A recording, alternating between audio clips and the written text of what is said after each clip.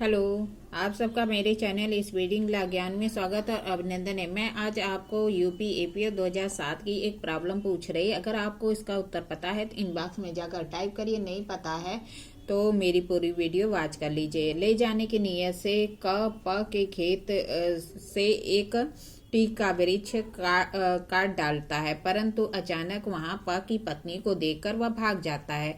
क ने किस अपराध के लिए दंडनीय है और क्यों, समझाइए।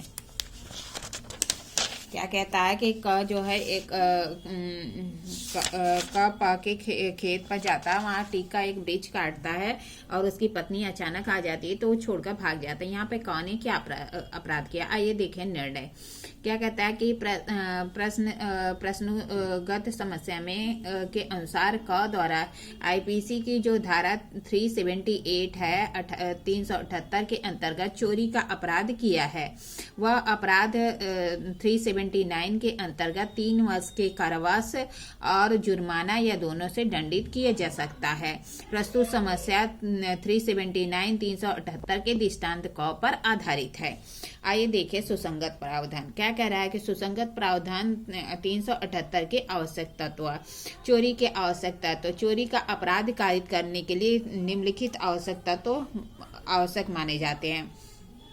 पहला कि संपत्ति को ले लेने का बेईमानीपूर्ण आशय।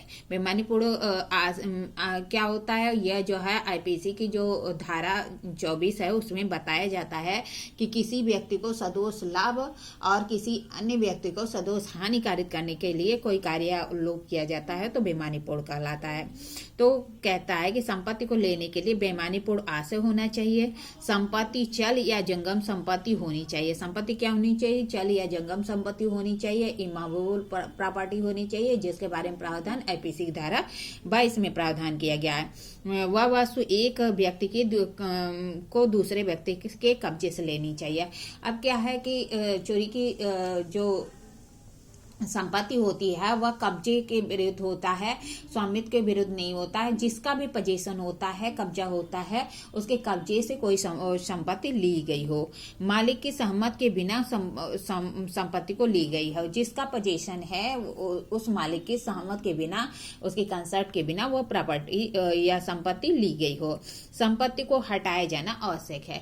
मतलब क्या कहता है, बेईमानीपूर्ण आशय होना चाहिए। दूसरा क्या कह रहा है कि संपत्ति चल या जंगम होनी चाहिए। तीसरा कह रहा है किसी व्यक्ति के कब्जे, एक व्यक्ति द्वारा दूसरे व्यक्ति के कब्जे से संपत्ति लेनी चाहिए। और चौथा कहता है कि उसकी सहमत के बिना लेना चाहिए। और पांचवा कहता है कि संपत्ति को हटाया जाना आवश्यक है। चोरी के लिए दंड। आईपीसी की धारा 369 379 में चोरी के लिए दंड का प्रावधान किया गया है। इस धारा के अनुसार जो कोई चोरी करेगा वह 3 वर्ष तक के सादा या कठिन कारावास से और जुर्माने से या दोनों से दंडनीय होगा। क्या कह रहा है कि जो कोई चोरी करेगा वह 3 वर्ष तक के कारावास के जो सादा या कठिन दोनों हो सकता है, या जुर्माने या दोनों से दंडनीय होगा। अतः उपयुक्त धाराओं के अवलोकन के पश्चात स्पष्ट है कि क 379 के अंतर्गत चोरी का अपराध के लिए दंडित किया जाएगा। धारा 378 के दृष्टांत क के अनुसार प्रस्तुत मामले में ज्यों ही क ने वृक्ष काटा वहीं चोरी का अपराध पूर्ण हो जाता है। मतलब जो ही उसने वृक्ष काटा वो उसमें मूवमेंट आ गई। मतलब थोड़ा सा भी वृक्ष काटा होगा तो मतलब कहीं पे गिरा होगा, या जैसे ही उसमें मूवमेंट आ जाता है वो चोरी की संपत्ति मानी जाती है, तो चोरी का अपराध पूर्ण हो जाता है। यद्यपि बाकी पत्नी को देखकर वह भाग गया और वृक्ष नहीं ले गया।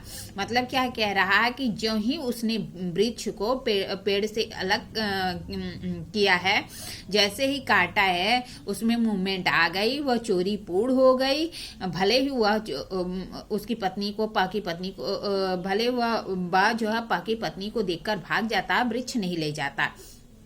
निष्कर्ष क्या करता है, अतः उपयुक्त विवेचना के आधार पर हम कह सकते हैं कि कहानी चोरी के लिए दंडित किया जाएगा, जो है जिसके लिए 378 में चोरी की परिभाषा दी गई है और 379 में चोरी के लिए दंड दिया गया है। और यह दृष्टांत जो है 378 के दृष्टांत क पर आधारित है।